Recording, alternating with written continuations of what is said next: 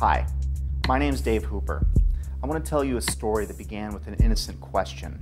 Back when I was just a regular guy, I'd been a career entrepreneur with some successes and failures. In other words, by this point in my life, I'd been humbled. But we were okay financially, my wife had another son on the way, and life was pretty good. That was February of 2011, which was the last normal month I'd ever have. That's when I first took a closer look at 9/11 and found something astonishing. Something that would change my life. This is the story of how one simple accidental question came to be, and how it led to another, and then another, becoming a research obsession that crashed my belief system and drove my marriage, relationships, and sanity to the brink of disaster, and how out from that brink came my awakening. You can't write or talk about it, you just have to see it to believe it, and that's why this film was born. So let's start at the beginning, when my eyes first opened. Looking into 9/11 by itself didn't bring on this spiritual awakening, but it was the first domino to fall. You're about to get a peek down the rabbit hole, but just a peek, just enough to see that there is one. So get ready, because you're going to see some things that will test your beliefs and your notion of reality. So why don't we ease into it? Because you know what it's like when you first open your eyes after a deep sleep. That first light can be intense.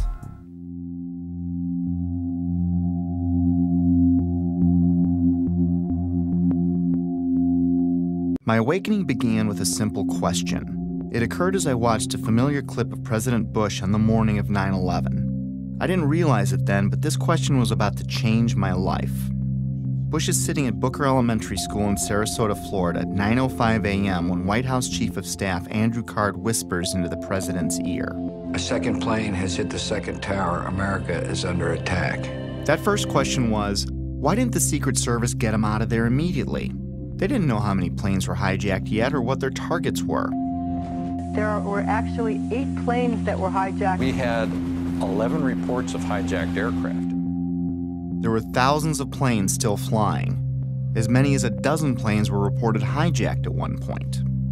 And it was no secret the president was there. The school visit had been made public on September 7th, 4 days prior to 9/11. How could anyone be so sure hijackers weren't already on the way? Yet there he lingered, even after 2 more flights were confirmed hijacked, Flight 77 and Flight 93, the Pentagon and Shanksville planes respectively. Somewhere I saw a story claiming the president's camp didn't want to scare the kids at the school, and that's why he stayed, which I found hard to believe. Well-trained professionals are going to risk the balance of power in the world to spare the feelings of a few kids who routinely practice fire drills anyway? Well, I guess the answer was yes, because Bush stayed until 9:34 a.m., a full 29 minutes after it was known we were under attack. Think about that. That would have been 29 grueling minutes for everyone, especially those assigned to protect the president, wondering if some hijackers gotten ambitious, maybe changed their plans in the last few days after the school visit was made public. I guess someone high up in the president's camp must have known or thought they were safe. I mean, what else could it be? But how could anyone have known that? It had me thinking, but it wasn't a huge deal. I was more intrigued by the type of people I came across who also had similar questions about 9/11. These weren't conspiracy theorists as I pictured them. These were people in government, aviation, civil defense, architecture, science, engineering, and the military. I decided to look further. I still had no idea the impact this would have on my life. I started by refamiliarizing myself with the incident, or I should say set of incidents. Of course, we all remember the second tower being hit, but I hadn't put much thought into the other parts of that day. And soon after looking, I was reminded that there were several incredible events on 9/11. I'd put almost no thought into the particulars of that day for 10 years. But that was about to change. In chronological order, the official version goes like this. 4 planes were hijacked by 19 mostly Saudi Arabian terrorists who then flew or attempted to fly those planes into 4 U.S. buildings: World Trade Center 1, World Trade Center 2, the Pentagon, and the U.S. Capitol. 3 of them were successful. American Airlines Flight 11 hit the first tower, the North Tower, at 8:46 a.m. United Airlines Flight 175 hit the South Tower at 9:03 a.m. American Airlines Flight 77 hit the Pentagon at 9:37 a.m. At 9:59, the South Tower collapsed after burning for less than an hour. At 10:07 a.m., United Flight 93 crashed in a field in Shanksville, Pennsylvania. Then at 10:28 a.m., the North Tower collapsed. And I barely remembered that a third building at the World Trade Center, Building 7, collapsed at 5:20 p.m. to close out the day. The National Institute of Standards and Technology, more commonly known as NIST, backed up the official government version that intense fires weakened the steel and caused all 3 buildings to fail, including Building 7, which oddly enough was not hit by an airplane, nor was it exposed to jet fuel, which is what I thought melted the towers to get that progressive collapse started. And you had that intense heat probably weakened the structure as well. As I looked for answers, I found Shyam Sundar of NIST stating, "The buildings were not brought down by explosives. Until then, I didn't know explosives were even in the conversation. And like hearing a child claim innocence before a question is even posed, it had my eyebrow raised." World Trade Center 7 collapsed because of fires fueled by office furnishings. It did not collapse from explosives or from fuel oil fires. While researching the official government story, I saw a news flash that the 9/11 families wanted an investigation of World Trade Center 7. I was a bit surprised. Why would they be questioning the official story? That seemed a little out there, but who could be more invested than they were? So I listened to what they had to say. Our perception of what happened on September 11th is very different from the general public's perception, I'd say, for the most part. I believe that the public is still uninformed about most of the issues that are surrounding them. I just don't think the public at all knows. They want to believe. I think the truth sometimes can be frightening. There's some deep, deep explaining to do. The bottom line is that it needs to be investigated. We have to demand a new investigation. I want justice here. Nobody ever stopped to have a scientific investigation. A scientific investigation. A scientific... What did these families know that I didn't? It's obvious once you look, they've been trying to say something is wrong, and we need to look at 9/11 more closely, especially Building 7. And they weren't alone. I found an endless sea of organizations, rallies, websites, books, and films about that day, but I never really heard about any of them on the evening news. The families and many others were pointing to World Trade Center Building 7, the last one to collapse. I wanted to research what was so special about Building 7. We were only a few days away from launching my new business when I shared with Betsy that I didn't think there was any harm in pushing it back a bit so I could look into Building 7 for myself. This news, combined with the controversial nature of what I was looking into, was met with less than enthusiastic support by my wife, even though she tried to hide it. It was understandable. Remember, our baby was due in a few months, and I was suggesting changes, but they weren't too big and she was okay with it, so I moved forward. And that's how it began. I didn't know it then, but I set us on a course that would lead our marriage to the brink of disaster. But that hadn't happened yet, so let's pick this back up at Building 7. Here are some basic facts. World Trade Center 7, which was located in downtown New York City, is sometimes called the Salomon Brothers Building, but is most commonly referred to as Building 7. With construction beginning in 1984, it benefited from many modern advancements in building technology. It was a 47-story, steel-framed, fireproof skyscraper standing 550 feet tall. It was 300 feet from the nearest tower, the North Tower, or about a football field away. Even though it was one of the largest buildings in Manhattan, it looked small next to the Twin Towers. In September of 2001, Building 7 would have been the tallest building in 33 states. It collapsed at 5:20 p.m. the afternoon of September 11th. Even though Building 7 was not hit by an airplane, The official explanation for all 3 buildings that collapsed was that intense fires weakened the steel, resulting in total symmetrical building failure. The official story goes on to state that in Building 7, column 79 gave out first, starting a progressive failure of the remaining columns, which allowed the building to fall almost as fast as a bowling ball would into its own footprint. If a building that size accidentally collapsed on any other day, it would have been as famous as the Titanic sinking. Yet according to a 2006 Zogby poll, 43% of Americans never even heard of Building 7. Building 7 housed the CIA's largest station outside of Washington, D.C. It also contained the Secret Service's biggest field office. The IRS, Department of Defense, and the SEC also occupied entire floors. The mayor's emergency management bunker was located in the building, but ironically, it wasn't used that day. The rest of the tenants were primarily banks such as Solomon Smith Barney, which occupied the top 17 floors. Many government and SEC documents for cases primarily against Wall Street banks, but also including WorldCom and Enron, were destroyed, crippling the investigation into thousands of cases. At this point, I didn't think anything was too far out of place. I'd come across a few strange things, but I wasn't thinking conspiracy or anything like that. I did, however, find it a little odd that falling debris could set off a chain of events, ultimately turning Building 7 into a pile of rubble. However, I really didn't understand the physics involved, at least not yet.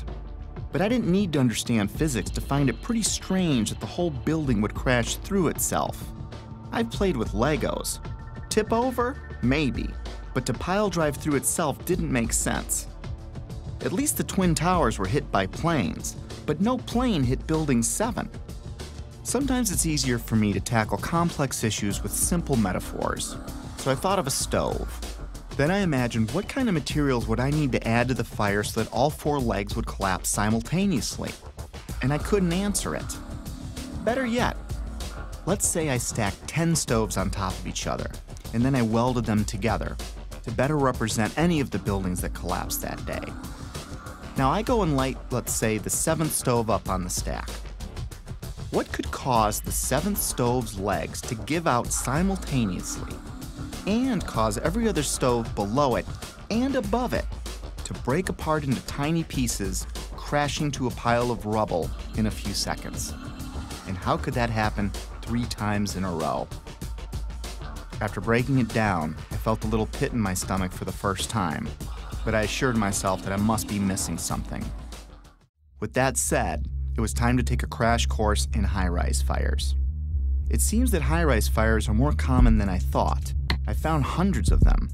According to a 2011 report by the National Fire Protection Association, there are an average of 110 fires each year in buildings over 13 stories tall. According to the report, between 2005 and 2009, there were 550 high-rise fires. Of course, there are many more all throughout history, but let's talk about some of the more startling ones. Sao Paulo, Brazil, the Joelma building, 1974. Sparked by an electrical fire, the residential building burned twice as long as the Twin Towers, yet it stood. The underlying structure wasn't even weakened. In fact, it's still in use today. The MGM Grand, which is now Bally's in Las Vegas, Nevada, caught fire in 1980, killing 85 people. It's had a few facelifts and ownership changes, but the structure underneath was never compromised. It's still in use today. Los Angeles, California, 1988. What was then called the First Interstate Bank building burned for 3.5 hours. No structural failure at all. In fact, an insurance company moved in, and today it's known as the Aon Center. In 2004, the Parque Central building in Caracas, Venezuela, the country's tallest building, burned for 17 hours. The facade was repaired, and it is in use today. Philadelphia, Pennsylvania, One Meridian Plaza, 1991, burned for 18 hours. It stood. Beijing, China, the Mandarin Oriental Hotel, burned for 6 hours in 2009. It stood. Chechny's tallest building burned for 7 hours in April 2013. It stood. Dubai, Moscow, Zurich, and on and on. I was starting to see a trend. Fires don't melt steel or cause buildings to collapse. The World Trade Center has itself burned many times with no structural failure or weakening. Some significant dates include February 13, 1975, when the 9th to the 14th floors burned for 3 hours. No damage or weakening of the structure was recorded. The fire began in an electrical wiring closet on the 11th floor. Some fire department officials and building officials here say that there's no chance the World Trade Center could become a type of towering inferno. And in 1993, it survived a bomb detonated in a highly vulnerable area with no structural damage caused by the fires that resulted from the explosion. There was, of course, damage from the bomb, which had to be repaired, but through it all, the towers have always stood. Sometimes buildings do collapse because of structural failure, but it's usually a design problem or earthquake damage or a controlled demolition. Buildings don't come down because of fire, but when they do collapse, they tend to tip over and stay connected. After reviewing hundreds of fires, I could find only 3 occurrences of fire bringing down a steel-framed high-rise in all of history, and all 3 were on 9/11. High-rise buildings simply do not collapse due to fire. Collapse of World Trade Center 7 was primarily due to fire. But there's a problem. Office and open-air jet fuel fires cannot melt steel. A lot of things in these kind of buildings have to be fire resistant by nature. It's required by code. So there really isn't a whole lot of fuel in there to begin with. The National Institute of Standards and Technology said that the maximum air temperatures was about 1,800 degrees or 1,000 degrees colder than what's needed to melt steel.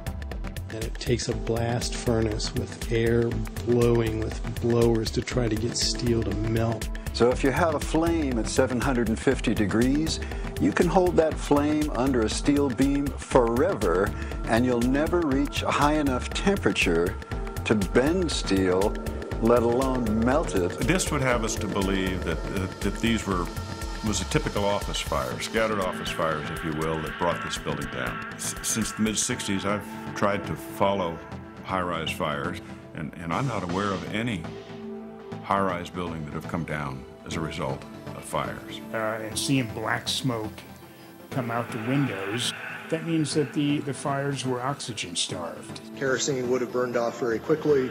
What wasn't destroyed in the initial fireball would have been consumed fairly rapidly and would have only really served as an ignition for the rest of the material. None of which would have been, in my experience as a fire protection engineer, hot enough to sufficiently soften the steel or damage the steel to result in a total collapse of the building.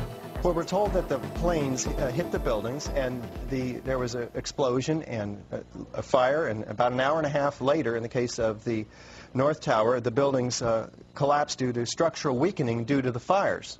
Fires in high-rises have never brought down a steel frame high-rise building at all, ever. The bottom line is this. Steel-framed high-rises don't collapse, especially into their own footprint, because of fire. This is why builders and architects have loved steel for 100 years. A fire typically can't compromise the steel structure. Of course, 9/11 was not a typical day with typical fires. Jet fuel was involved. But the kerosene, or the jet fuel, just can't explain it. Set aside for a minute that only 2 of the buildings were subjected to kerosene.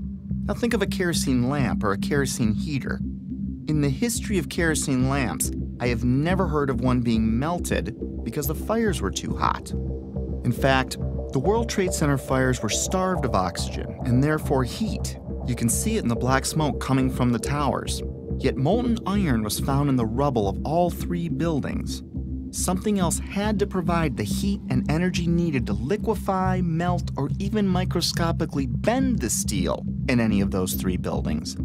And unless you work for NIST, scientists agree that neither jet fuel, nor the furnishings inside those buildings could have heated the steel enough to melt it. I was starting to realize that something else must have been involved in the collapse of at least Building 7, if not all 3. Okay, maybe airplanes weakened the structure of the Twin Towers, which we'll be looking into more deeply later. For now, believe it or not, planes have hit many buildings throughout history and none fell. Of course, none were hit with planes as large as the ones on 9/11, but that still leaves Building 7. I couldn't explain it. Can you tell me that if I throw a flaming chunk of metal off of one building, I can make the building next to it collapse in on itself a few hours later? Why do demolition companies even exist if you can just light a few random fires and wait for an implosion? Maybe the steel structure in Building 7 was so badly damaged from falling debris that the entire structure was compromised. It still can't explain the symmetrical collapse, but I looked anyway. Other buildings that have suffered severe structural damage by natural disaster or bombs didn't disintegrate into rubble piles. They stayed together in some way. Even the buildings in the Trade Center complex that suffered worse damage than Building 7 didn't collapse in on themselves.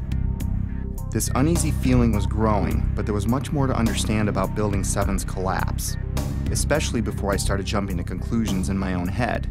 I needed to hear from some experts. It just didn't add up, the way the whole thing sort of pile drove itself into the ground and all at near free fall speed. Collapses straight down into its own footprint at free fall speed. This is uncanny. There's 40,000 tons of structural steel designed to resist this collapse. This building had 40,000 tons of structural steel in its structural system, and that is intended to keep it from going anywhere. The animation sequence from the National Institute of Standards and Technology for their model, their mathematical model of the collapse of Building Number 7. And they have the inside members that one column gave way, which they claim resulted in the collapse of all the surrounding members, and then this precipitated a global collapse. This would just not be physically possible for a gravitational collapse. According to NIST, the failure occurred at column 79 on level 12. This means basically they're talking about a single columnar collapse or failure that resulted in a total collapse of the building. That just does not make any sense. Regardless of the engineering, the logic tells you that if you have a single failure at some random point in the building, that the entire building is not going to collapse. Buildings don't break that way. The story that just a few columns can cause a synchronized global collapse, an implosion, is, well, that's just nonsense. The exterior columns on the outside as well as on the inside at the bottom would have to be severed almost at the same time. The building would want to topple over. It would want to bend over that weakened area and topple over sideways. What we saw the structures came straight down upon itself. It cannot happen that when you have asymmetric damage, you will get a perfectly symmetrical collapse. At free fall speed. That's impossible. That's a violation of the fundamental law of physics that says that for every action there's an equal and opposite reaction. If you took a billiard ball and dropped at the height of the Twin Towers and you just merely stopped it and started at every floor in free fall, it would take over 1.5 minutes to reach the ground. The buildings were down in 10 seconds. Buildings just don't behave like that. If floors fall, they tend to fall and are braced by the floor directly beneath it. And there's some delay there. And then the next floor falls with 2 floors, and there's some more delay. The buildings actually accelerated as they came down, meaning they were not getting resistance from these massive columns in the center of the core of this building. And when it's all finished, the outside walls from the lower floors are piled one on top of the other right in the middle of the building. So it's fiction to say that a building as modern as World Trade Center 7 comes down with no resistance. Doesn't add up. The official explanation was dead wrong. Just not possible. Not possible. Just doesn't make sense. It's not how it works. It can't happen. Never before in history. It just can't happen. Well, that's just nonsense. And that cannot happen. Couldn't happen. It's fiction. There's definitely much more going on than just fire. This was a controlled event. The symmetry is the smoking gun. In short, the evidence is clear. We are witnessing not the collapse of a building, but its demolition. At the time I was thinking, wait a minute. My heart was pounding, my adrenaline was flowing, and I had a knot in my stomach. You know, the collapse never looked right to me, but then again, I never really thought that it defied the laws of physics. My imagination started to run wild. Could the hijackers have wired the buildings? Maybe the government didn't want us to know how really lax their security was, and that's why they covered up this fact. Maybe it was pre-wired for some reason, but that made no sense. If it was a controlled demolition, it would explain how much of these buildings were reduced to ash. It would explain why the towers fell after burning for only an hour or so. It would explain why they imploded instead of tearing apart. It would explain why they all fell at close to free fall speed. It sure looked like a controlled demolition, in retrospect. I couldn't stop at this point. I needed to know more. Late nights, coffee, research. My life was changing before my very eyes. I had taken my very first step down the rabbit hole. Little did I know how much deeper it would go. By now I knew that fires didn't bring down the buildings. And even if fire could somehow melt steel, the buildings would not have fallen in on themselves. They would have tipped over or torn apart. I was starting to find credible people talking about controlled demolitions and the use of explosives and molten steel. My mind kept wandering, trying to imagine how all this tied together. But first, I still needed to understand more about what happened. And what we find down there is pools of molten iron. What does that mean? Several tons. Exactly. What is that doing there? The first responders see it. The structural engineers see it. It's documented by FEMA, the melting of steel. Normal office fires is what's supposed to have brought these buildings down, along with jet plane impacts. But jet fuel and office fires don't produce molten iron or molten steel. It doesn't begin to melt until 3,000 degrees. At one point, I think there were about 2,800 degrees. See the stuff he's pulling out? Yeah. It's red hot. 8 weeks later, we still got fires burning. The concept of molten iron is very important here. In order to get molten iron, you have to reach unbelievable heat levels.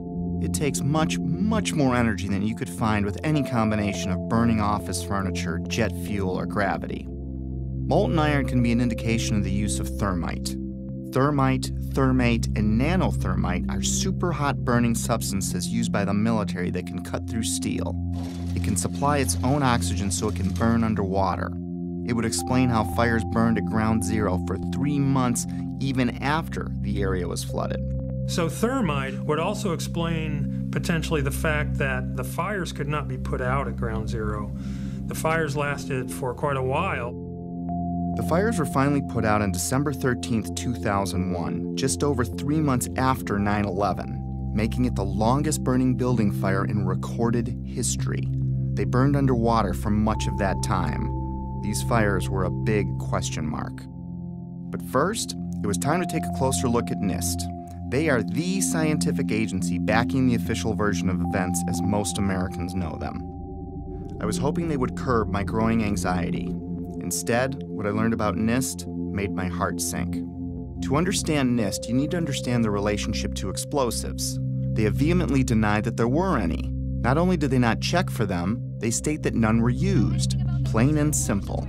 In fact, they have gone to unbelievable lengths to prove that explosives, or even the evidence of explosives, like pops going off, did not exist. Some people might call it incompetence. Others might call it selling your soul. NIST concedes that they found no evidence for explosives. So then we asked them, well, did you look? And they said, no, we did not look for explosives or residues of explosives. So the preconceived notion of NIST is that there's no evidence for explosives, and so there's no point in looking.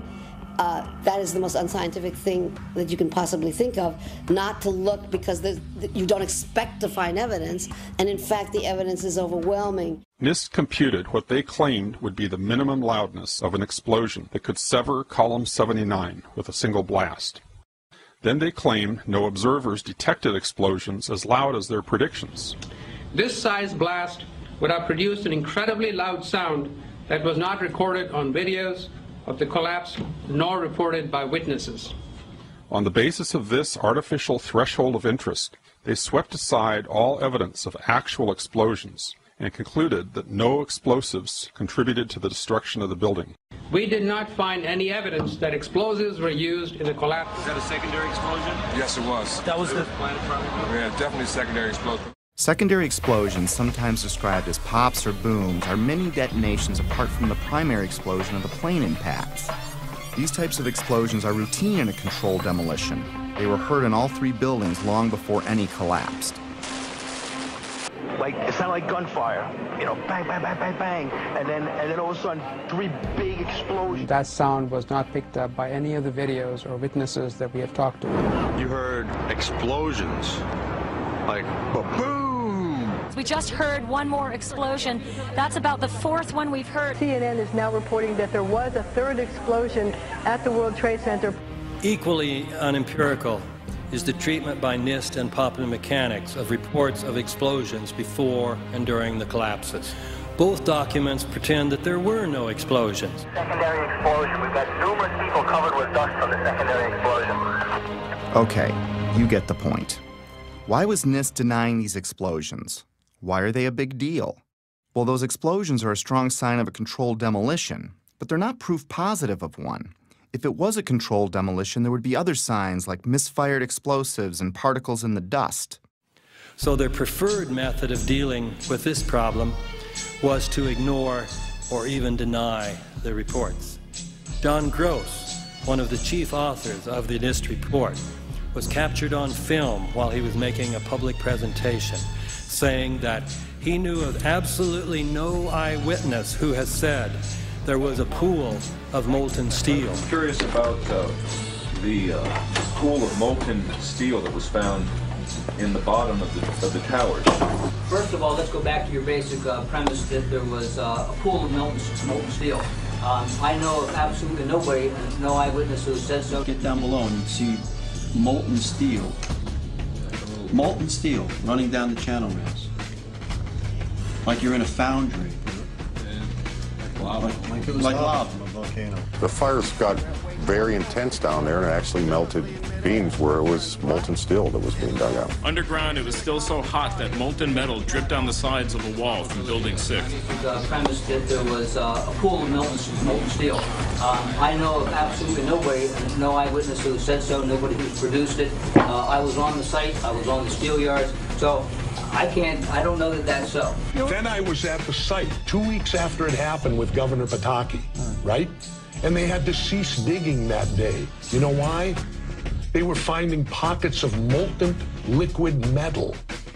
In an office fire, you cannot generate enough heat to melt steel. And yet we have evidence of molten iron in the microspheres, in the rubble pile, and the metal pouring out of the side of the tower. About 7 minutes before its final destruction, almost an hour after the plane hit, molten metal was seen coming out of the northeast corner near the 80th floor. What was going on here? These guys at NIST are the official version. Office and jet fuel fires can reach about 1,600 degrees under ideal conditions, but NIST said that the fires burned at 1,800 degrees, which they claim was just enough to weaken and bend the steel, which led to complete failure of each building's infrastructure.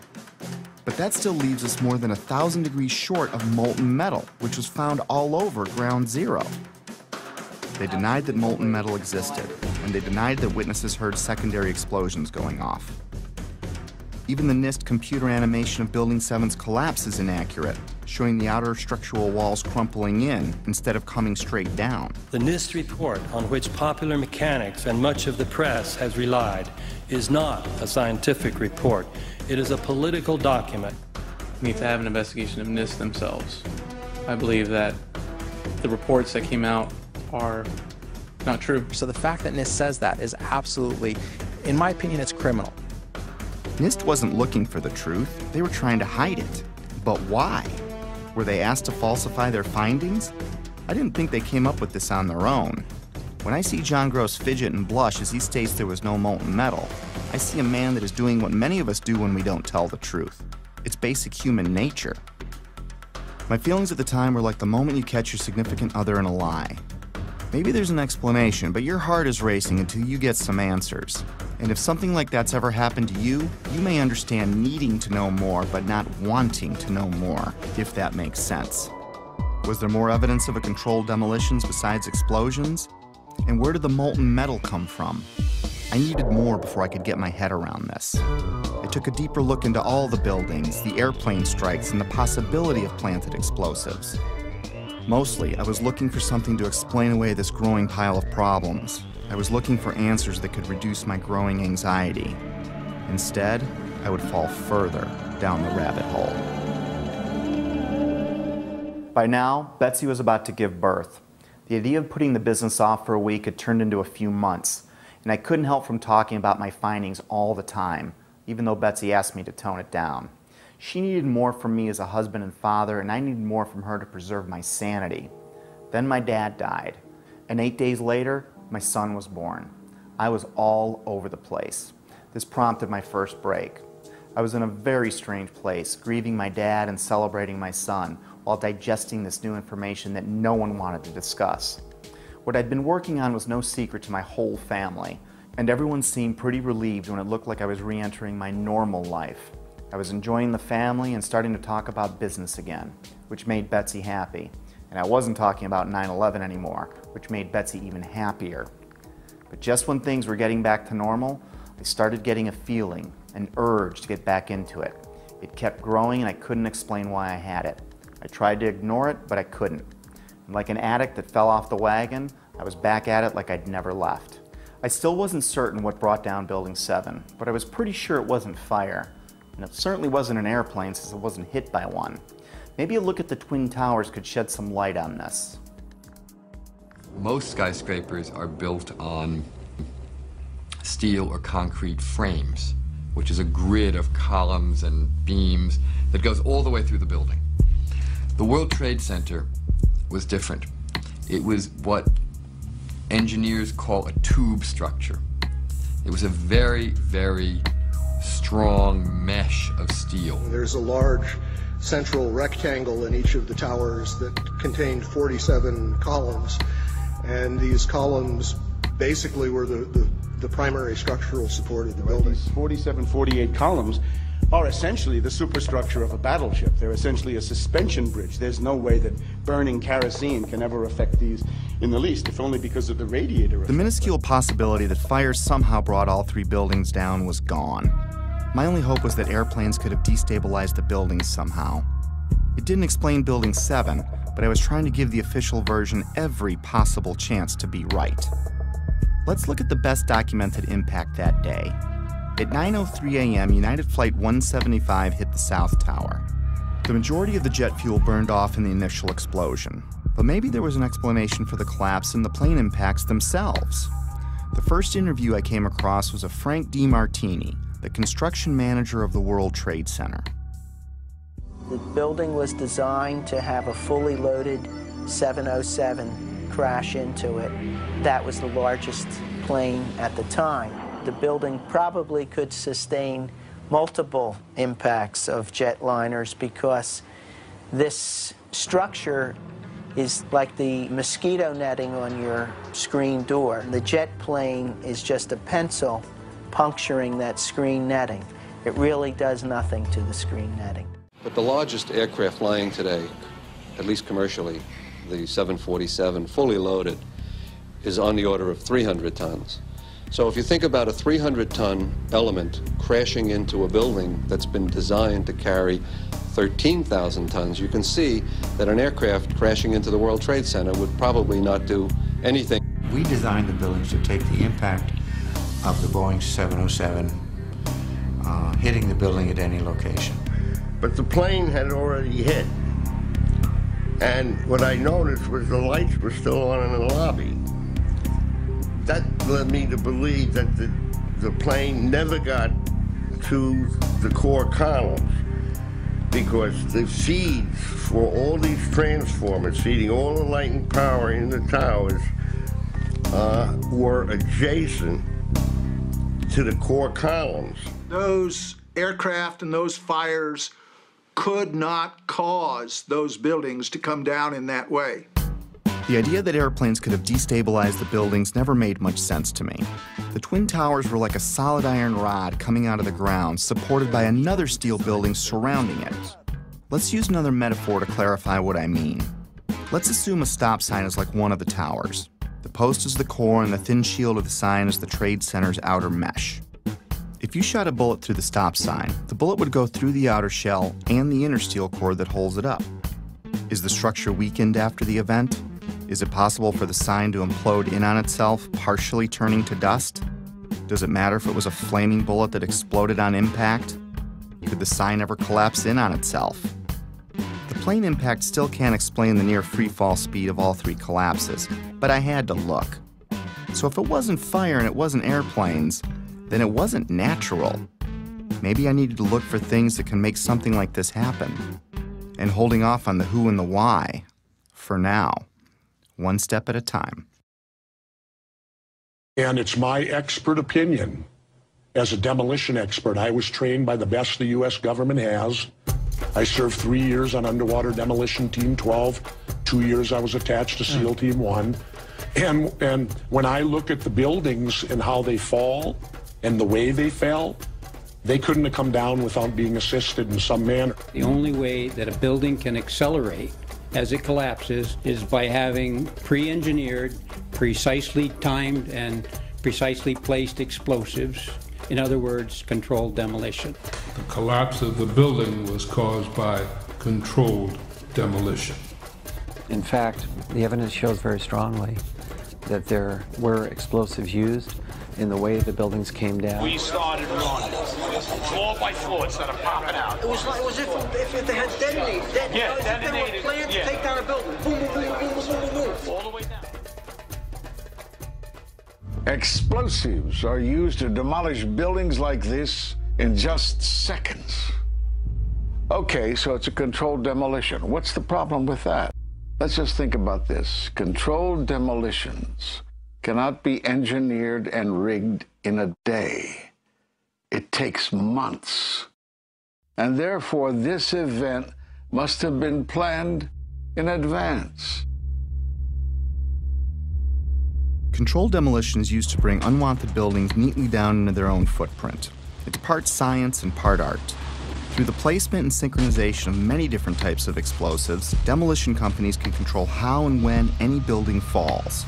Some are brought down or pulled in a plain Jane fashion, and others as a pyrotechnic show for an active audience.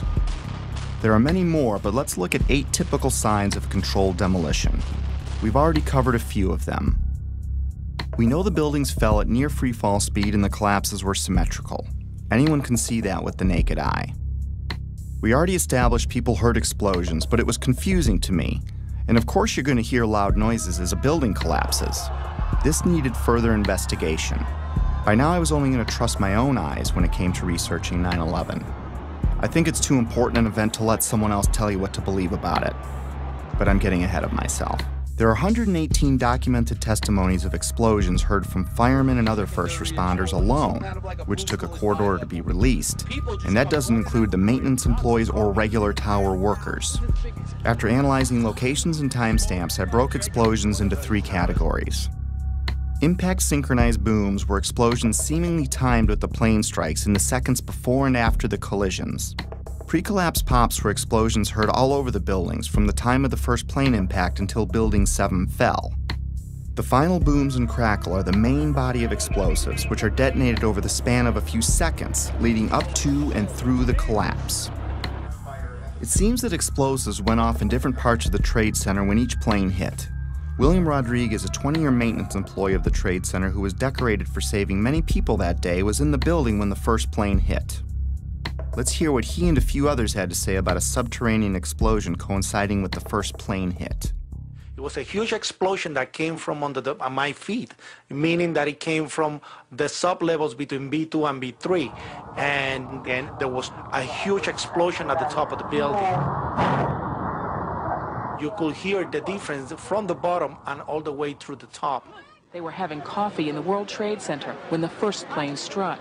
And all of a sudden it sounded like, I don't know where the subway is, but it sounded like a subway collision, a bomb. Just get out of the tunnel and it blew. The subway tunnel? Yeah. Yes, I was right there. I was down in the basement, came down, all of a sudden the elevator blew up, smoke. I dragged the guy out, his skin was hanging off, and I dragged him out, and I helped him out to the ambulance. What that man is describing sounds like an explosion, not jet fuel dripping down elevator shafts, as stated in the official version. Why did so many people hear an explosion below ground? A collision above might crack or break some windows, but I didn't understand how that could tear up the lobby, especially when you consider the base of the building would have felt the least amount of vibration as the shockwave was absorbed by the 95 floors above it. Remember, these images are from before the second plane strike, meaning these images were recorded between 8:46 and 9:03 a.m. The only thing that had happened so far is a plane impact around the 95th floor of this building.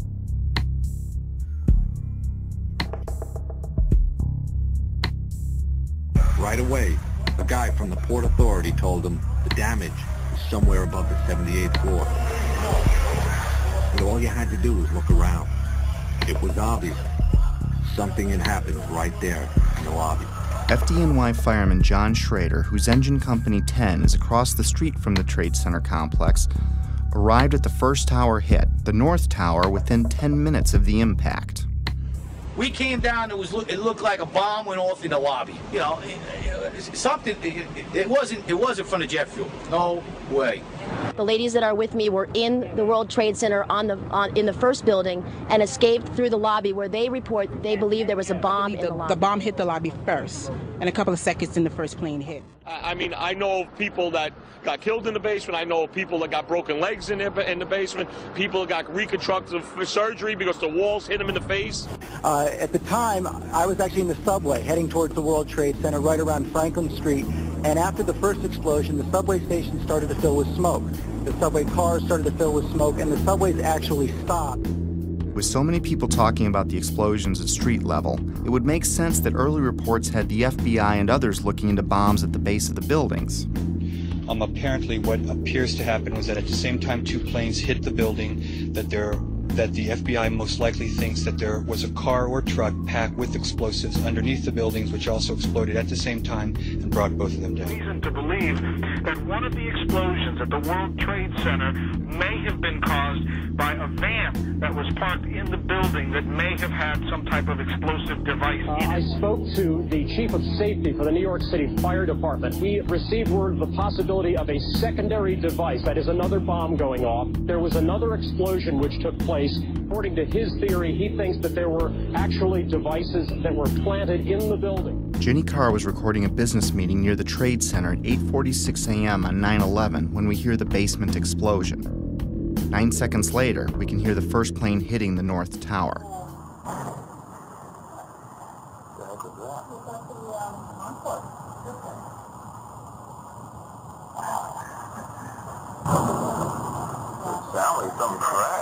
I think a bomb went off in the lobby first, then a plane hit the building, then another plane hit the other building. Let's discuss these pre-collapse pops. From a distance, they sound like pops, but they're actually pretty powerful. Hundreds of secondary explosions were reported at various times prior to the collapse of all three buildings.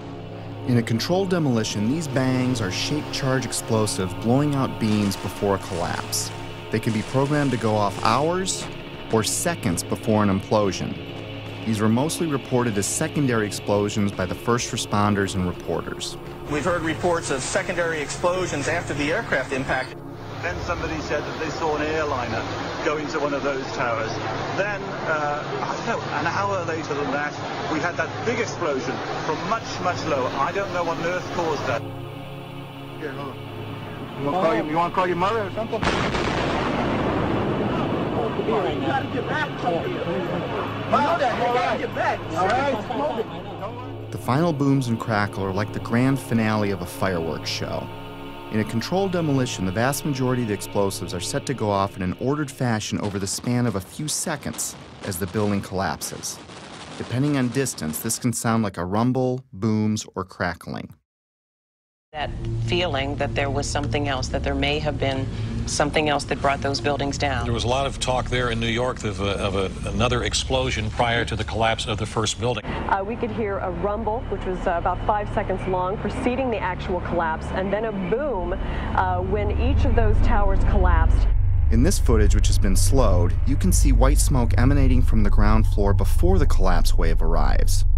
It's an unsteady camera, but keep in mind whoever recorded this was running for their life. It was like watching a stunt car explode before it crashes at the bottom of the cliff. In this image, recently released by a Freedom of Information Act request, police department photographer captured an explosion originating at the base of the South Tower, just before the first tower collapsed. The explosions and shockwave before Building 7's collapse were captured in different ways. We were watching the building actually because it was on fire. The bottom floors of the building were on fire, and we heard this sound that sounded like a clap of thunder.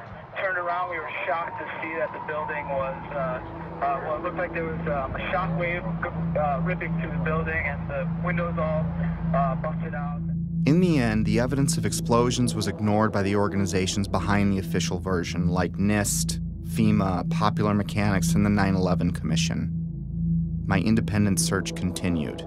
Up next, the kink in the roof. It's not necessary for there to be a kink in the roof of an imploding building, but when it does happen, it's a pretty sure indication of a controlled demolition. The roof can only kink in when the central support columns are blown out first, meaning the destruction of the building is coming from inside it, not outside. This is done by design so the building falls in on itself. The kink in Building 7 is clearly visible to the naked eye.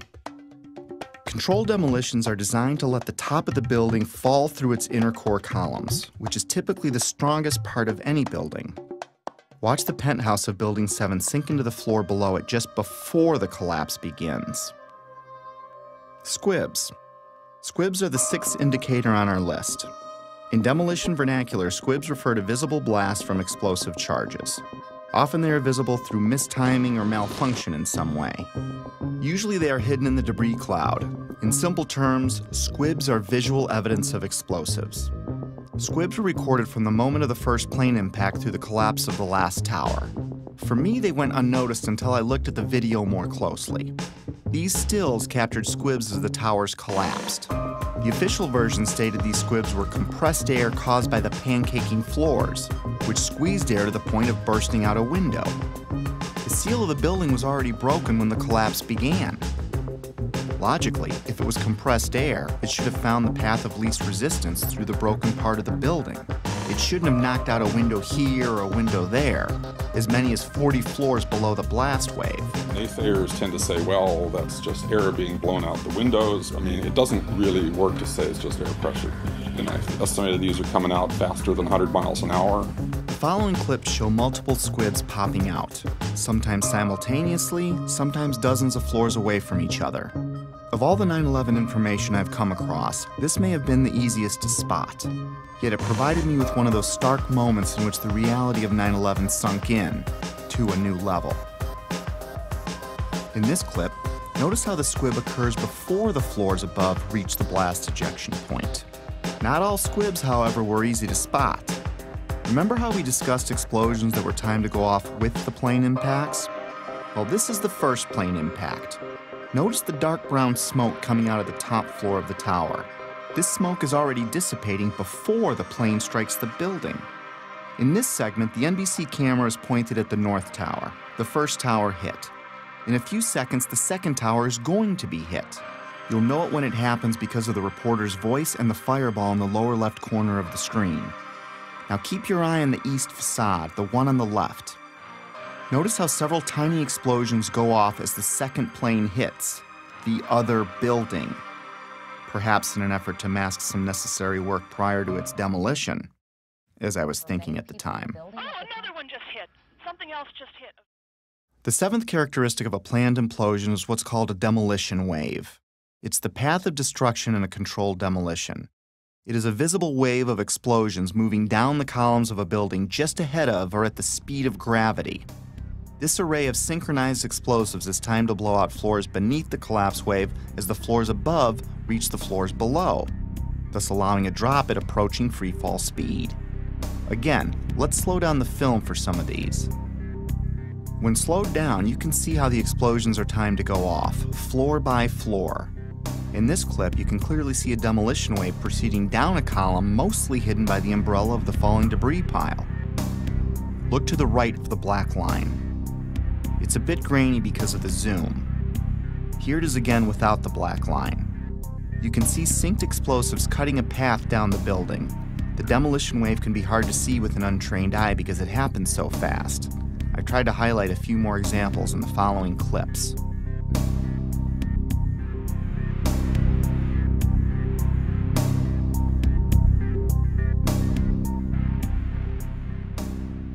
Often buildings being demolished will have a mesh around them to keep projectiles from shooting away. In the case of the Twin Towers, there were thousands of pieces of steel jettisoned out much further than they could have if it were a gravitational collapse. Some pieces were ejected laterally over 600 feet. Some of these pieces weighed several tons. Let's listen to what a few experts had to say on the topic. Window mullions and things went up and out. That kind of stuff can't happen with just pure air pressure of floors getting sandwiched together. Large, multi-ton beams were hurled hundreds of yards laterally.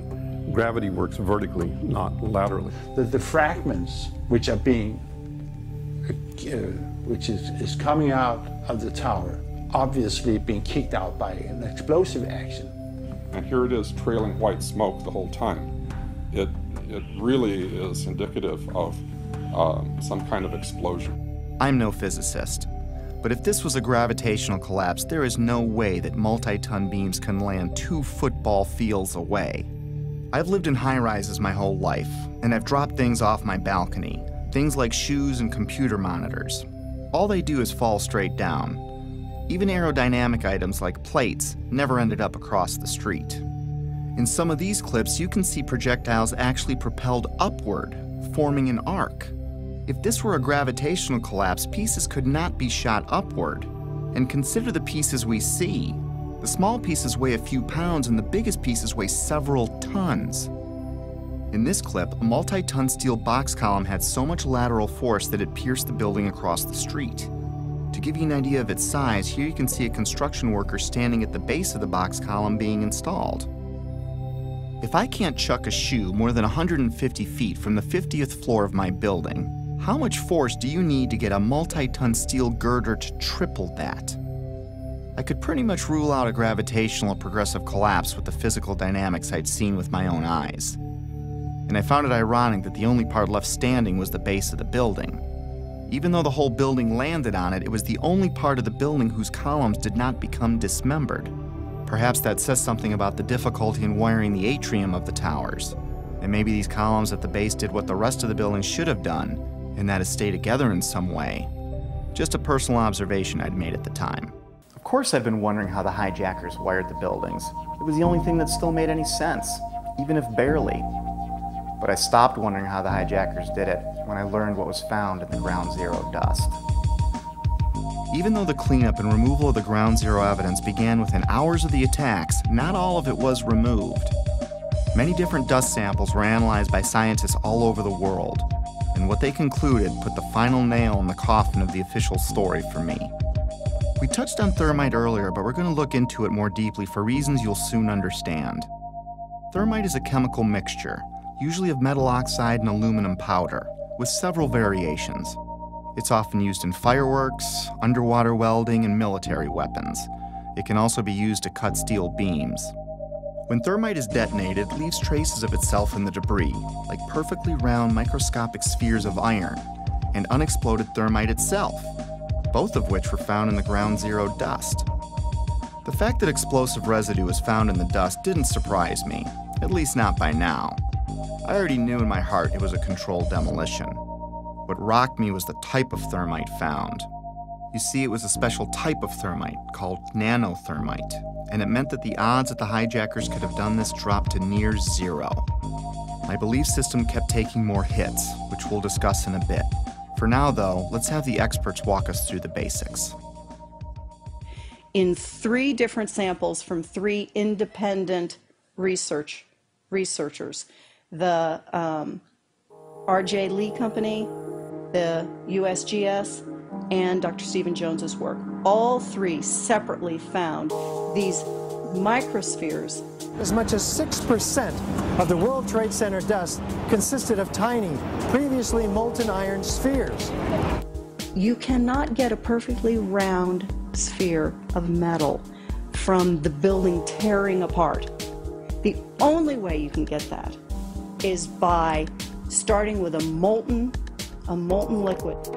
Then the hydrostatic pressure will create the perfectly round sphere as it solidifies. So what produced all that molten iron? Well, it has in it the chemical evidence of a special incendiary, which is thermite, a high-tech incendiary used to cut through steel like a hot knife through butter. These spheres have iron, aluminum, fluorine, manganese, very unusual elements associated only with thermite. And there's small chips of unignited thermite as well. In the dust, we found what we characterize as unreacted thermitic material in the shape of some very tiny red-gray chips. We captured the residue after the material had been heated. The red-gray chips, as we ignite them, produce spheres that have iron and aluminum, just like we see in the dust in abundance. And the composition was very, very similar. And that led to the conclusion of the paper, which was, we've got some form of thermite in these red-gray chips. What I can confirm also is that these chips, the red layer is thermitic. It does produce molten iron. I've heard this argument that somehow perhaps someone seeded these samples with nanothermite. There have been some that have argued that these red-gray chips could be paint of some form. I've also heard the argument that perhaps the falling buildings just generated this nanothermite. Well, no. So it wasn't, the red-gray chips are not the primer paint that was used on the WTC steel. These chips are not naturally occurring. They are not going to form because some materials fall down in a building and touch each other and get compressed together. That's just not what this material is.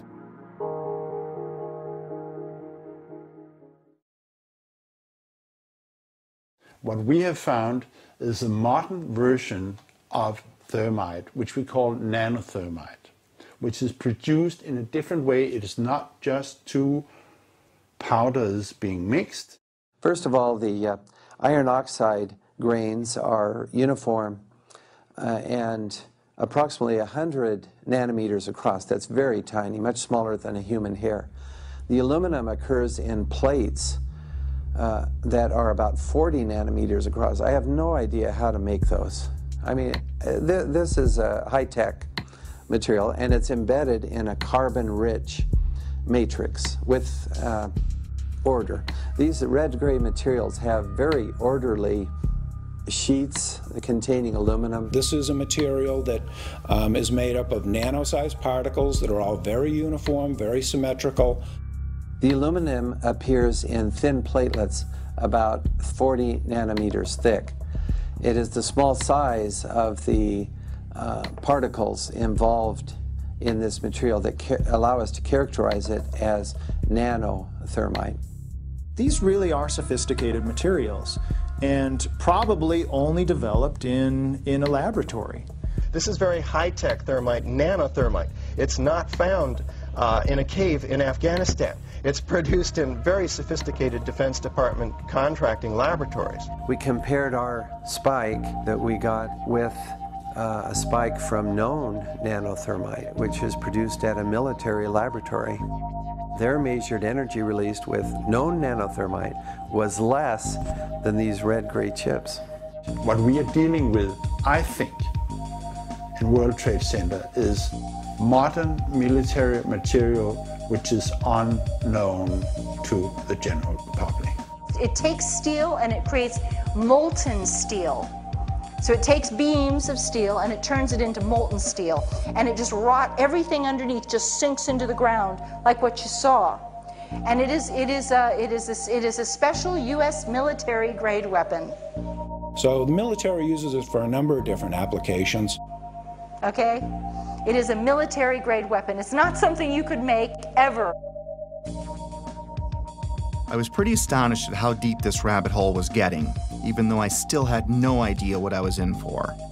Of course, by now, I had to acknowledge this was a planned demolition, unless I wanted to lie to myself. Maybe you can explain squibs, but how do you explain explosions or the molten steel?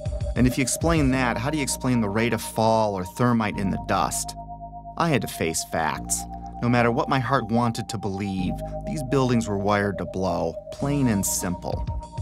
But it wasn't until understanding how nanothermite is made and who has it that I considered, for the first time, that someone other than the hijackers had to be involved.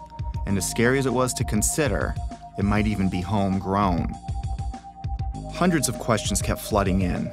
Why would underfunded guys on the other side of the world use something so exotic as nanothermite that could easily be tracked by our intelligence services? Who would sell it or make it for them? Why risk accessing the buildings every day for months? How did Building 7 get detonated at the end of the day? If you have the means and go to the trouble of getting nanothermite and wiring the building, why let the plan rest on using box cutters to overthrow military and combat-trained airline pilots, along with dozens of passengers, as the official version states? Heck, why bother killing yourself in a plane crash at all if it wasn't needed to take the buildings down? I had no idea what I was staring at least not yet, but a few puzzle pieces had been filled in. I knew that the buildings were brought down by controlled demolition, military thermite was used, NIST was being used to sell a lie, and someone wanted us to think that planes had caused this. I kept replaying the event in my head over and over, assimilating each new piece of information as I discovered it. And like a retreating army, my line in the sand about what could have really happened kept moving further and further back, and getting closer to home. But I was on a mission, and I was obsessed to find out the truth. Researching late every night was disrupting my home life again, and my wife still didn't see eye to eye with me about 9/11.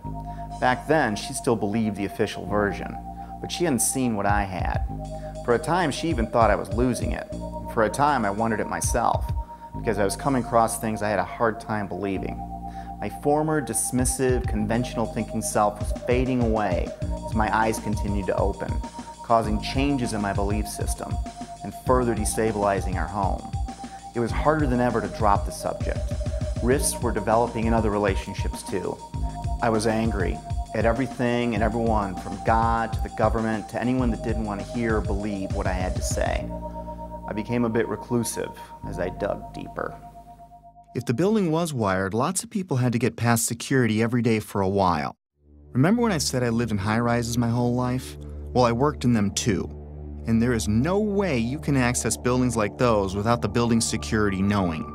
Lots of equipment had to be brought in. Authorization forms would need to be filled out. There would be drilling and pounding and dust in the ventilation ducts. Whoever was coming in would need a plausible reason to be there. They would need access to the elevator shafts.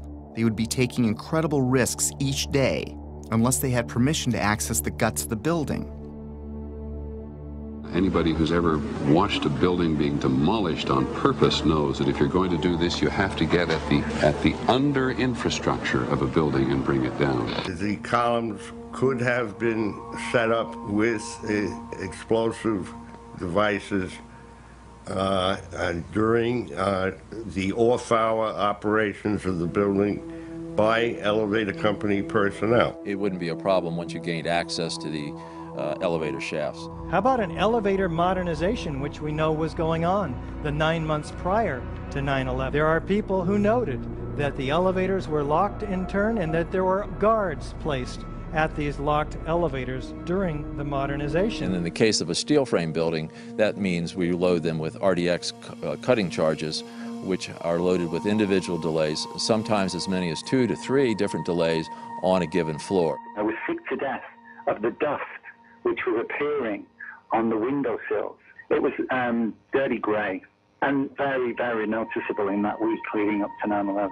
There were workers throughout the World Trade Center that had access to the hoistway, which is immediately adjacent to the core columns and beams in the building. The fact that there were visitors, like engineers of some kind, wandering around the floors, carrying toolboxes and cables and so on. We're talking about several tons of nanothermite and ordinary thermite. One would have to have access through security. Video cameras caught trucks arriving at the World Trade Center from about August 23rd until every night until about September 2nd, September 3rd. And the trucks were arriving at about 3 o'clock in the morning when everybody else had left the building, including the janitorial trucks. Something was brought into that building that would help with the detonation. There may have been work done on the detonation before. It may have been going on for months, but whatever they needed at the very end, they came and brought in that 10-day period. The 9/11 Commission also does not tell you that Marvin Bush, the president's brother, and their cousin, Wirt Walker, were the principals of the company that was in charge of security for the World Trade Center. They don't, man, yeah. The jaw-dropping coincidences kept piling up. I learned that Stratesec was a security company which used to be called Securicom, and they didn't just handle security for the World Trade Center complex. They had contracts with Dulles International Airport, from where Flight 93 departed, and United Airlines, accounting for most of the security breakdowns on 9/11. And another thing, Stratesec also handles security for Los Alamos National Labs, one of the only places on the planet that can produce the nanothermite found in the ground zero dust. The odds are pretty astonishing that one company can link so many vital elements of 9/11. But more astonishing is there's no mention of Stratesec or Securicom in the entire 567-page 9/11 Commission report. Of course, that was no surprise by now. Did I forget to mention that that same 9/11 Commission did not mention the collapse of Building 7 in the entire report either?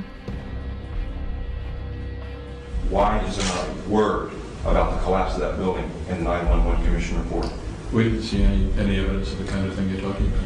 I didn't think this was something done by terrorists anymore, nor did I think this was done by any one man, even if a president. How does he get nanothermite? How does he get NORAD, the FAA, and our air defenses to look the other way? Or get access to the interior of all 3 towers? Or get 19 guys to kill themselves? Or get NIST and the 9/11 Commission to tank their investigations? Or keep the media quiet? Or keep a rival administration from exposing it? No, this seemed much bigger than even a president, and impossible for a man on the run. If someone like me with no budget or staff can find something clearly wrong with Building 7's collapse, how could an entire government commission fail to mention it in their report? Something big and strange was coming into view, seemingly coordinated and almost invisible, like 1,000 more puzzle pieces dumped out before me. I couldn't see the bigger picture yet, but I knew there was one, and it involved powerful elements of our world. This reminded me of a quote that struck me in Woodrow Wilson's book, The New Freedom. He writes, "Some of the biggest men in the United States in the field of commerce and manufacture are afraid of somebody, are afraid of something. They know that there is a power somewhere so organized, so subtle, so watchful, so interlocked, so complete, so pervasive, that they had better not speak above their breath when they speak in condemnation of it." I wondered if we were talking about the same thing, so I continued my research. I didn't even need to remind myself I was falling down the rabbit hole anymore. I was now fully expecting to see the unexpected. Remember the opening chapter, The Dog That Didn't Bark? It was a reference to a Sherlock Holmes story called Silver Blaze, in which Holmes deduces the culprit must have known the family dog, because the dog didn't bark while the crime was committed, as he normally would if a stranger were on the property. The same way the Secret Service didn't bark, by staying in the school. The same way real watchdogs like the 9/11 Commission, NIST, and the media didn't bark either. Lots of people, including politicians, the media, and emergency workers on the ground, knew Building 7 was going to come down well ahead of time, as impossible an event as that was. But even then, they said, hey, you know, like, you got to stay behind this line because they're thinking about taking this building down. They're not sure if it's stable or not. So they were holding a line off because they had knowledge that something was going to happen. That by noon or 1 o'clock, they told us we had to move from that triage site up to Pace University, a little further away, because Building 7 was going to come down or being brought down. Did they actually use the word brought down, and who was it that was telling you this? The fire department, and they did use the word, we're going to have to bring it down. Keep your eye on that building. It'll be coming down soon. I didn't hear any creaking, or I didn't hear any indication that it was going to come down. And All of a sudden, the radios exploded, and everybody started screaming, "Get away, get away, get away from it!" And the whole time you're hearing thum, thum, thum, thum, thum. So, I think I know an explosion when I hear it. We are on the phone with New York Fire Department Lieutenant David Restuccio. Can you confirm it was number 7 that just went in? Yes, sir. And you guys knew this was coming all day? We had heard reports that the building was unstable and that it eventually would either come down on its own or it would be taken down. And we were in a building in which we were trapped for about 10-15 minutes, and we set up headquarters at 75 Barclay Street, which was right there with the police commissioner, the fire commissioner, the head of emergency management, and we were operating out of there when we were told that the World Trade Center was going to collapse. The World Trade Center was going to collapse. It was going to collapse. It was going to collapse. But it was the media's pre-knowledge of Building 7's fall that was much more telling. Several news outlets around the world reported the collapse of Building 7 long before it happened.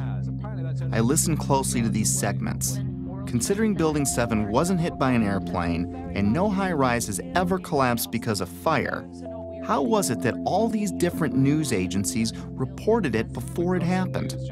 How can anyone report there has been an improbable accident before the accident happens? Now, more on the latest building collapse in New York. You might have heard a few moments ago, I was talking about the Salomon Brothers building collapsing.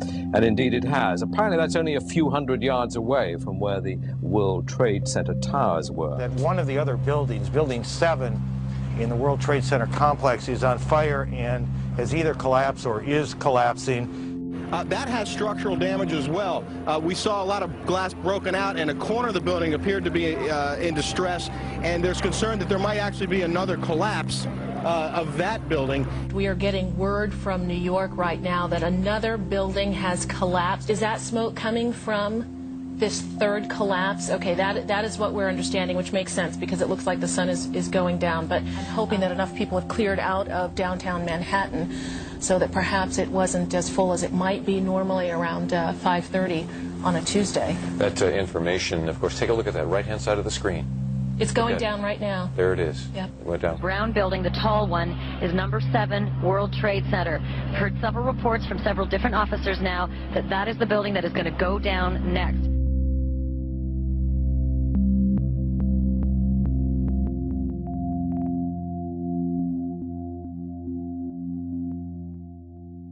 The media has played an important role in shaping the official story, even to this day. The idea that the buildings fell because of planes and fire was instilled in the public's conscience early and often on 9/11, and it started before any buildings fell. And that perhaps they're buckling under the force of the collision or the hole that's resulted from these two planes. My sense is that just the velocity of the plane and the fact that you have a plane filled with fuel hitting that building that burned. So structural damage, as you had suggested, probably led to this building going down. We are seeing it was because the building had been weakened during this morning's attacks. And then I witnessed both towers collapse, one first and then the second, mostly due to structural failure because the fire was just too intense. And now we are told that there's a fire there and that building may collapse as well as you can. Pictures of airplanes flying into buildings, fires burning, huge structures collapsing, have filled us with disbelief. Metaphor time. Let's say your local TV news breaks in with a report of a car accident at the corner of Main and First Avenue because a car blew out a tire, swerved into a tanker truck, and it exploded. Now your office is at that corner, so you go out and look, but everything looks fine. You flip stations and other stations are reporting it too, using different wire services even.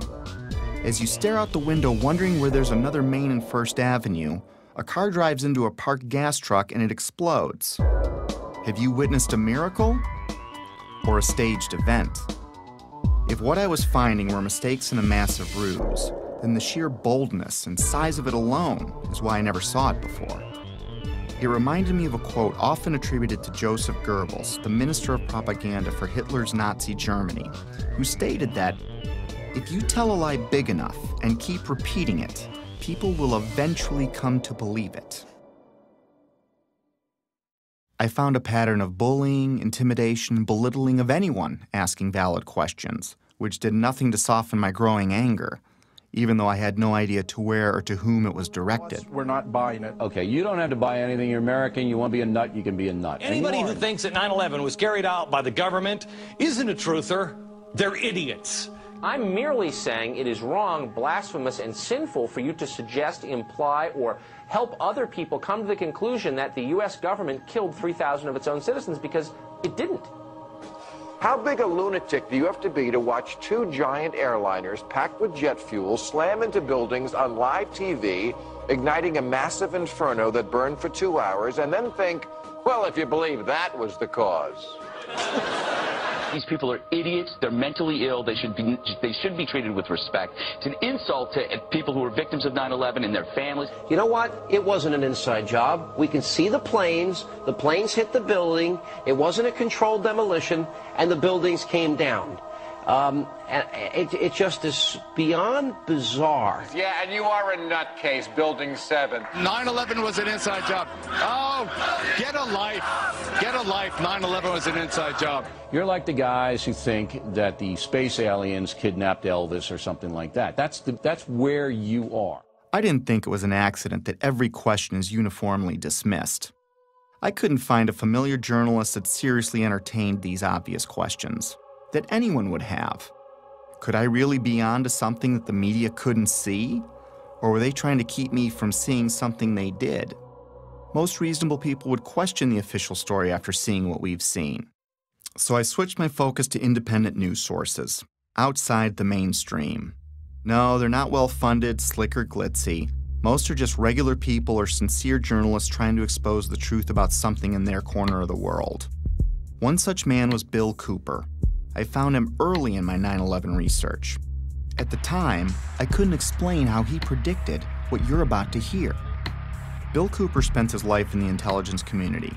He rose to the Office of Naval Security and Intelligence, serving on the intelligence briefing team for the Commander-in-Chief of the Pacific Fleet. He held several top security clearances. After the military, he developed and operated the largest civilian intelligence agency in the world. The world's largest and most successful civilian intelligence gathering operation in the world, which makes me privy to an awful lot of information that none of you will ever see. In other words, he was very credible. The following clip is from his radio program, The Hour of the Time, which aired on the night of June 28, 2001, 76 days before 9/11 happened. A CNN reporter found Osama bin Laden, took a television camera crew with him, went into Osama bin Laden's hideout, interviewed him and his top leadership, his top lieutenants and colonels and generals in their hideout. This is a CNN reporter with a camera crew. And he came out and told everybody, within 3 weeks, Osama bin Laden is going to attack the United States and Israel. Now, don't you think that's kind of strange, folks? You see, because the largest intelligence apparatus in the world, with the biggest budget in the history of the world, has been looking for Osama bin Laden for years and years and years, and can't find him. And whatever is going to happen that they're going to blame on Osama bin Laden, don't you even believe it. When in hell are all you people going to wake up? All these early news reports were glaring misfires in what seemed to be an otherwise coordinated media campaign. Misfires not unlike the ones meant to coincide with the first plane impact. Little mistakes that my untrained eye never picked up before, but that I was now finding all over, spawning even more questions, and fueling the early stages of what would become my spiritual awakening. As I continued finding evidence leading me away from the official version, it was not surprising the main body of evidence was being removed within hours of the attacks, cleaning up a crime scene with no real investigation. Because what they did immediately after 9/11 was they started removing the steel, the debris from Tower 7 and all the towers immediately. 400 truckloads per day of material were taken away from the World Trade Center site and sent to China for recycling. There were laws violated in the destruction of that evidence. I was starting to believe that things like the immediate cleanup were probably no accident. And to discover what was really happening, I'd need to find the ones behind the cleanup and the coordinated media and NIST and FEMA, the Federal Emergency Management Agency, which in another huge coincidence arrived at New York for a training exercise on Monday, September 10th, the night before 9/11, which is convenient as they oversaw the cleanup of Ground Zero. To be honest with you, we arrived on late Monday night and went into action on Tuesday morning. And not until today did we get a full opportunity to work. Over time, it got easier to find puzzle pieces, like the following testimony by Norman Mineta, the Secretary of Transportation in 2001, who was with Vice President Dick Cheney on the morning of 9/11. And like so much other important information, this interview would also be left out of the 9/11 Commission report. During the time that the airplane coming in to the Pentagon, there was a young man who would come in and say to the Vice President, the plane is 50 miles out, the plane is 30 miles out. And when it got down to the plane is 10 miles out, the young man also said to the Vice President, do the orders still stand? And the Vice President turned and whipped his neck around and said, of course the orders still stand. Have you heard anything to the contrary? Well, at the time I didn't know what all that meant. And the flight you're referring to is the flight that came into the Pentagon. The Mineta testimony launched my investigation into the Pentagon, Shanksville, the hijackers, and many other aspects of 9/11. And if I thought I was a long way down the rabbit hole already, was I way wrong. My belief system would ultimately be shattered, but rebuilt to accommodate my evolving worldview. Back then, however, I was only a few months into my investigation, and I was going through a full scope of emotions, and frankly, having a difficult time handling all of them. Denial, curiosity, fear, disbelief, paranoia, anger, and heartbreak. And I would go through many more. I was still unable to reconcile all the data in front of me. I couldn't see the bigger picture at the time. But like the wind, it can't be seen, yet we know it's there because it leaves evidence of its existence. Very much like the trail of breadcrumbs I'd been researching over the last few months. But it's not something I could understand in one sitting. It took time. Coping with the flood of emotions took a while. I didn't have anyone guiding me or anyone to talk to about it. I felt like I had no foundation, like the ground was crumbling beneath me. The truth is hidden by several mechanisms, especially the limits of our own preconceived beliefs. I'd been so ignorant and dismissive, but now I wondered what else I'd been fooled about. Over the years, I came to see that we're in a battle of information, a battle of beliefs, or a spiritual battle, if you will. I also came to believe that 9/11 is only one battle in a much larger war, a war I couldn't see yet, but one that I was well on the way to discovering. This is a lot to take in, and we all wake up at our own speed, if at all, which is why I stopped after only looking at the Trade Center portion of the attacks. There is so much more to this, but it's easier to process in smaller chunks. Betsy and I woke up at different speeds. My eyes started opening pretty quickly, but it took Betsy a few years, even though we talked about it all the time. It wasn't until she watched early versions of this movie that she began to believe me. I clearly remember the day in June of 2013 when she came voluntarily and shared her own thoughts about her own 9/11 research, something she'd never done before. And I knew by talking to her that her eyes were finally opening too. It probably saved our marriage. Getting past that stumbling block opened the door for us to reconnect. If there's a pit in your stomach, don't be overwhelmed or scared. Whatever's behind all of this has been there for a long time, and I'm sure you've lived, loved, and laughed in that time. And you still will. The shock will wear off, and what will be left is a much better understanding of how the world works, which makes the bad guys' jobs harder. Over time, the discomfort and confusion subsided, and I went back to my life, with clarity and new hope for what's ahead. Today I'm able to laugh and be happy and look forward to the future like everyone else. I have all that, and I'm more aware of important things happening around me. So if you want to forget everything you've seen, go back to your regular life. Soon you'll forget about all of this. Our defense mechanisms work that way. But if you decide to jump down the rabbit hole, my advice is to seek your own answers, do your own research, and don't let anyone tell you what to believe about anything. Because until you see it for yourself, it'll be hard to ever understand why it's so important to know it exists.